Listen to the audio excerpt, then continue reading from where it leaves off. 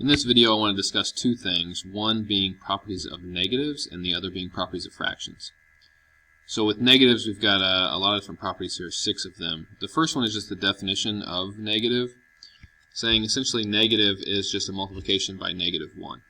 So an example here is if I take a negative 1 times some number, I get negative that number. That is the definition of negative.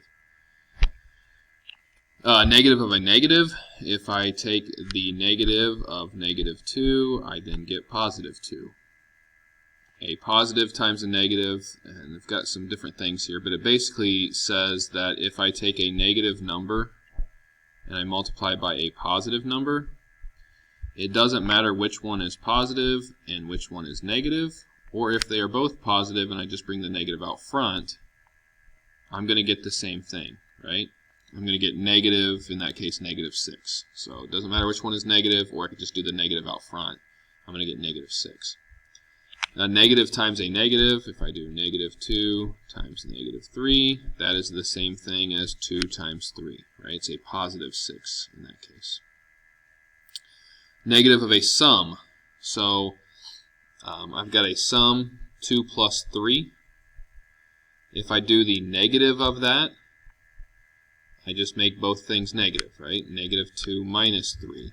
I'm going to get negative 5 in that case. If I did it this way, I would do 5 on the inside, 2 plus 3, and then I would have negative that. Same thing.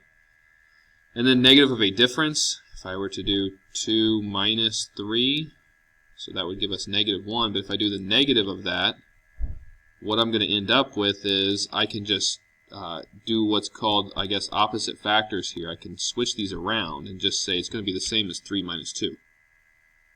Right? So I would get 1 in both cases there. So there we have some properties of negatives. And now let's look at some properties of fractions. So this is where we tend to have a little bit of trouble. I think a lot of us struggle a little bit with fractions from time to time. So maybe try to pay extra attention here and making sure that you understand these properties and what they're saying. So when you multiply two fractions, biggest mistake people make when they multiply fractions is they think that they have to have a common denominator. You do not need that. Notice on this algebra B and D, that means they're different denominators there. I don't have to get a common denominator to multiply.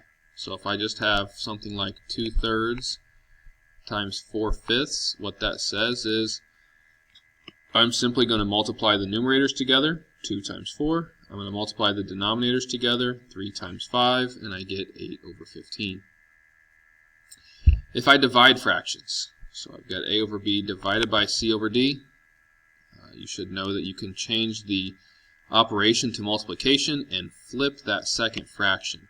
Right? So if I were to do 2/3 divided by 4/5, that is the same as doing 2/3 times 5/4. And then using the property above, I could just multiply the top, multiply the bottom, and I get 10 over 12, which would reduce, but I'll get to that in just a minute. Adding, if you have a common denominator, so that was basically the multiplying part. Here's the adding part. If you have a common denominator already, and I'm going to add, I simply just add the numerators, and the denominator stays the same. So 2/7 plus 3/7, I have a common denominator. I'm going to add the two numerators together, 2 plus 3. I keep the denominator the same, 5 over 7.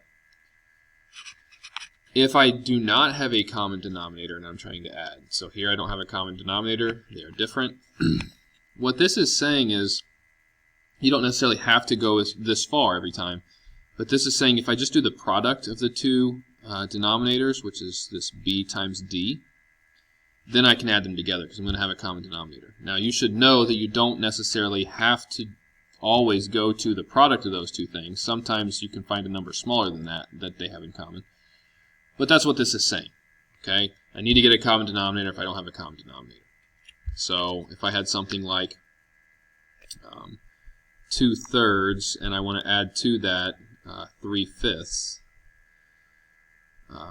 this property is saying I'm going to need a common denominator of, in this case, 15, and the way I would get that is by doing 3 times 5. So I know my common denominator is going to be 15. And that means I needed to multiply this by 5, so that's going to be 10. And I need to multiply this by 3, so that's going to be 9. And so I'm going to end up with 19 over 15. The next property is just talking about reducing fractions. So if both of them have a common factor, in this case they have a common factor of c, I can cancel those out and reduce. So if I had something like 4 over 6, I want to think of that as 2 times 2 over 3 times 2, and I could cancel that common factor out, and I'm going to get 2/3. That's just simply reducing a fraction.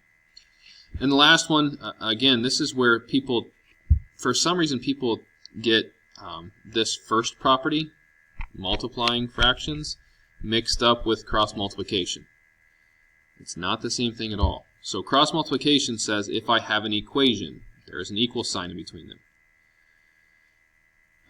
If a fraction is equal to another fraction, then I can simply do cross multiplication here and set those two things equal to each other.